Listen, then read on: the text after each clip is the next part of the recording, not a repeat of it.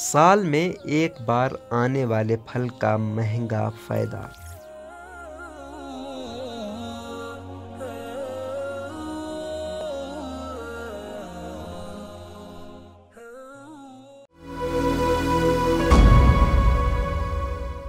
आलू बुखारे के अंदर से निकलने वाली गुठली फेंकने लगे हैं तो रुक जाएं, पहले इनके ये फायदे जान लें।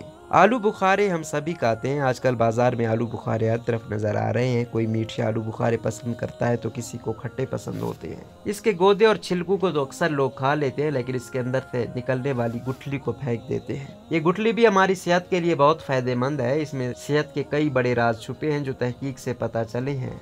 आज आपको बताते हैं कि इसके अंदर से निकलने वाली छोटी सी गुठली के बड़े फायदे जो शायद कभी लोग जानते हैं। आलू बुखारे की गुठली खवातीन के चेहरे और जिस्म के इजाफी बालों को ख़त्म करने में मदद देती है। इसमें फॉलिकल्स को बारीक करने की सलाहियत होती है। इसमें मौजूद एंटी फाइब्रोवाइड्स बालों की जड़ों को कमज़ोर बना देते हैं। इस गुठली को अगर बारीक पीस कर फटकड़ी के पाउडर के साथ पानी की मदद से लेप बनाकर चेहरे या उस जगह लगाई जाए जहाँ इजाफी बाल आते हैं, ये फ़ायदेमंद होगा। लेकिन इस्तेमाल कितने वक्त के लिए करना है ये कहना मुनासिब नहीं होगा, क्योंकि हर किसी की जिल्द पर एक जैसे बाल नहीं होते हैं। कुछ लोगों को 3 माह के इस्तेमाल से इजाफी बालों की शिकायत खत्म हो जाएगी, लेकिन जिनके बाल ज्यादा मोटे हैं उनको ज्यादा अरसे के लिए ये लेप इस्तेमाल करना पड़ सकता है। इस गुठली को पानी में भिगो कर रखें। जिन लोगों को शुगर या ब्लड प्रेशर की शिकायत है उनको चाहिए कि वो ये पानी दिन में 1 मरतबा जरूर पिए। इसमें मौजूद फाइबर्स और विटामिन न सिर्फ खून में शुगर लेवल को कंट्रोल करते हैं बल्कि कोलेस्ट्रोल की ज्यादती से भी बचाते हैं। इससे हड्डियों का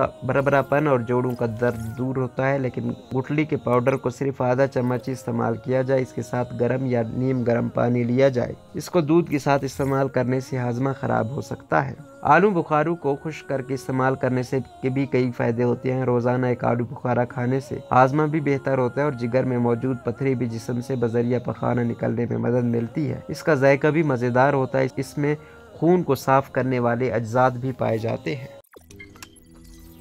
रोजनामा कुदरत की वीडियो देखने के लिए अभी YouTube चैनल पर सब्सक्राइब करें और बेल आइकन पर भी क्लिक करें।